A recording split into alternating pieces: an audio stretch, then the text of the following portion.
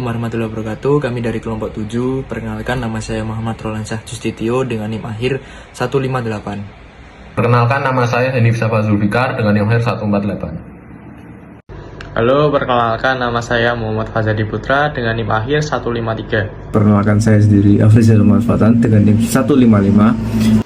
Perkenalkan, nama saya Iwang Purjianto dengan NIM 144. Semua, perkenalkan, nama saya Habib Abdurrahman dengan NIM akhir 146.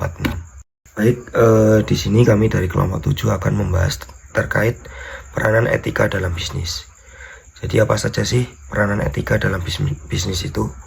Akan kami jelaskan berikut ini. Selamat menonton.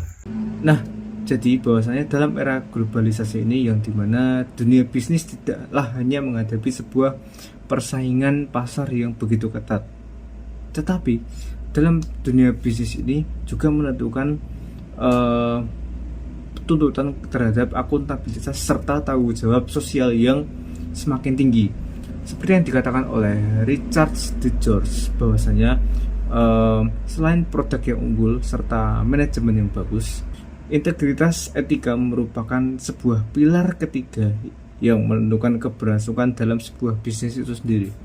Sementara permasalahan yang terjadi di negara kita, yaitu negara Indonesia, yang notabene-nya negara Indonesia ini masih dalam kategori negara berkembang. Jadi bahwasanya di negara kita itu memiliki mayoritas memiliki pandangan bahwasanya beretika berarti gagal dalam bersaing.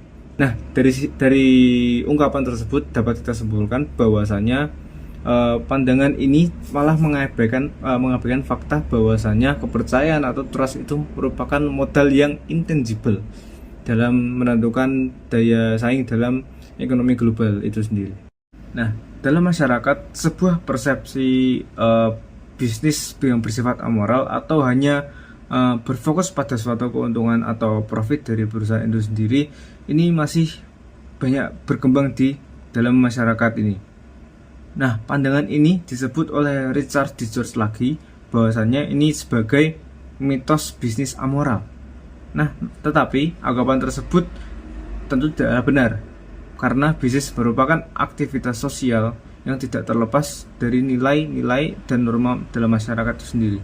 Nah, terdapat 3 bukti yang menolak mitos tersebut. Yang pertama yaitu media massa sering menyoroti skandal-skandal bisnis yang menandakan bahwasanya publik mengaitkan bisnis dengan moralitas. Yang kedua, lembaga swadaya masyarakat atau LSM di bidang konsumen dan lingkungan ini sering melakukan pengawasan terhadap praktik-praktik bisnis yang dianggap tidak etis.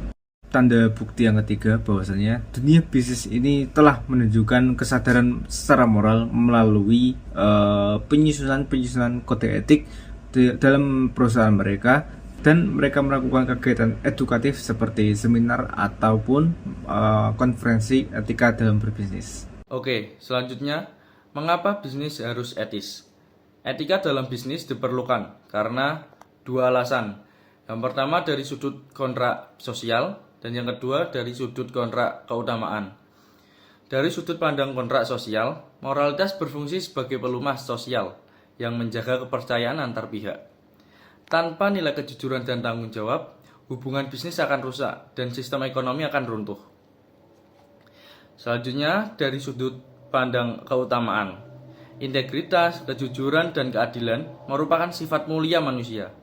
Pembisnis yang beretika tidak hanya mencari keuntungan, tetapi juga menjaga martabatnya sebagai manusia yang bermoral.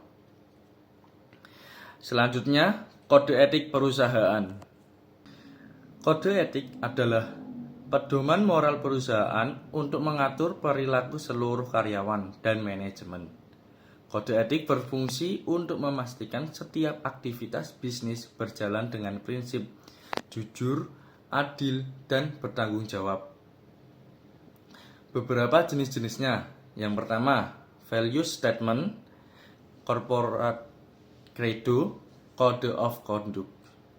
Yang pertama, value statement, pernyataan singkat berisi nilai-nilai inti seperti integritas, kerjasama tim, dan tanggung jawab. Yang kedua, corporate credo, menjelaskan tanggung jawab perusahaan terhadap berbagai pemangku kepentingan, stakeholders seperti konsumen, karyawan, dan masyarakat. Yang ketiga, atau yang terakhir, Code of Conduct. Panduan perilaku rinci yang mengatur isu seperti suap, konflik kepentingan, dan profesionalitas kerja. Selanjutnya ada manfaat kode etik. Ada beberapa manfaat kode etik. Yang pertama adalah meningkatkan kredibilitas dan reputasi perusahaan. Kemudian membantu menghilangkan kawasan kelabu agar keputusan lebih jelas. Kemudian menumbuhkan budaya perusahaan yang berintegritas dan memungkinkan perusahaan mengatur diri tanpa investasi dari pemerintah. Kritik terhadap kode etik. Meskipun bermanfaat, kode etik juga menghadapi beberapa kritikan. Yang pertama yaitu seringkali hanya menjadi formalitas tanpa implementasi nyata. Yang kedua, rumusannya terlalu umum dan tidak aplikatif terhadap persoalan konkret. Yang ketiga, ada lemahnya penegakan hukum internal dan ketiadaan sanksi yang tegas. Nah, agar efektif kode etik harus disusun secara partisipatif, kemudian direvisi secara berkala, dan ditegakkan secara konsisten melalui sistem dan sanksi yang adil. Jadi pada kesempatan kali ini, saya ingin membahas sebuah konsep fundamental dalam dunia usaha yang sering kita dengar, yaitu good ethic, good business. Jadi ada dua prinsip utama yang mendasari hal ini, yaitu ethic pay dan juga good ethic, good business itu sendiri. Jadi prinsip-prinsip ini secara tegas menunjukkan bahwa integritas moral bukanlah sebuah hambatan atau biaya tambahan dalam berbisnis, melainkan justru merupakan jalan tol menuju keberhasilan yang berkelanjutan.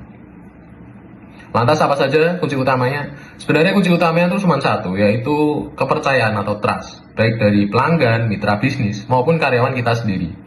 Kepercayaan ini adalah aset yang sangat berharga dan terpenting dalam jangka panjang bagi perusahaan manapun. Nah, mari kita lihat sisi sebaliknya. Jadi praktis bisnis yang tidak etis seperti penipuan dan manipulasi mungkin saja memberikan keuntungan. Nah, tentunya jangka pendek kan? Keuntungan jangka pendek dan resikonya sangat besar. Nah, resikonya sendiri apa sih? Resikonya sendiri adalah merusak reputasi dan bahkan merusak masa depan perusahaan itu sendiri. Sebaliknya, bisnis yang sejak awal menjunjung tinggi kejujuran dan integritas akan memiliki fondasi yang sangat kuat. Bisnis macam ini tidak hanya mampu bertahan di tengah tantangan, tetapi juga berkembang pesat dan yang paling penting memperoleh loyalitas jangka panjang dari semua pihak yang terlibat. Oleh karena itu, mari kita jadikan etika sebagai kompas dalam keputusan bisnis kita. Selanjutnya kita akan membahas analisis kasus komprehensif The Body Shop sebagai representasi nyata penerapan etika dalam dunia bisnis modern. The Body Shop merupakan perusahaan kosmetik internasional yang didirikan oleh Anita Roddick yang sejak awal pendiriannya menjadikan nilai-nilai etika sebagai pondasi utama dalam menjalankan kegiatan usaha. Berbeda dengan pandangan konvensional yang memisahkan bisnis dari pertimbangan moral, The Body Shop secara konsisten menolak anggapan bahwa bisnis bersifat amoral. Perusahaan ini meyakini bahwa aktivitas bisnis selalu berada dalam konteks sosial dan moral, sehingga setiap keputusan bisnis harus mempertimbangkan dampaknya terhadap manusia, masyarakat, dan lingkungan.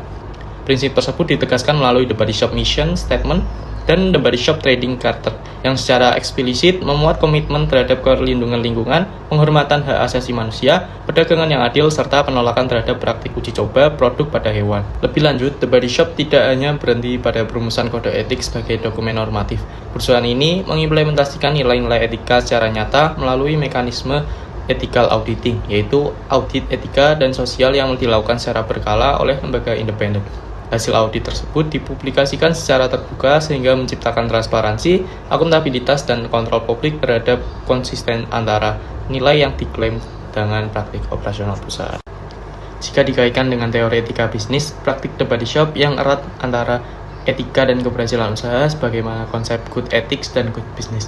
Komitmen yang dijalankan secara konsisten telah membangun kepercayaan konsumen dan pemangku kepentingan lainnya, yang pada akhirnya berkontribusi terhadap keberlangsungan dan pertumbuhan bisnis perusahaan dalam jangka panjang. Dengan itu, studi kasus The Body Shop menunjukkan bahwa etika bukanlah penghambat profit, melainkan elemen strategis yang memperkuat reputasi, diferensiasi merek, dan loyalitas konsumen. Kasus ini menjadikan bukti nyata bahwa integritas nilai-nilai etika ke dalam DNA perusahaan dapat menghasilkan keseimbangan antara pencapaian ekonomi dan tanggung jawab sosial secara berkelanjutan. Selanjutnya di sini ada kesimpulan. Jadi setelah teman-teman tadi sudah membacakan materi yang ada dari kelompok 7. Kesimpulannya adalah etika memiliki peran sentral dan tidak terpisahkan dalam dunia bisnis. Bisnis sejatinya berlangsung dalam konteks moral dan yang luas, sehingga anggapan bahwa bisnis bersifat amoral telah terbantahkan. Kode etik perusahaan menjadi sarana penting untuk menanamkan nilai-nilai etis, asalkan dijalankan dengan partisipasi aktif dan relevansi, serta penegakan yang konsisten. Melalui studi kasus The Body Shop, terlihat bahwa penerapan prinsip etika dan audit etis mampu membentuk perusahaan yang profitable sekaligus berprinsip. Hal ini membuktikan bahwa etika dan keberhasilan bisnis dapat berjalan seiring, terutama dalam jangka panjang ketika kepercayaan menjadi kunci keberlanjutan. Terima kasih atas kesempatannya.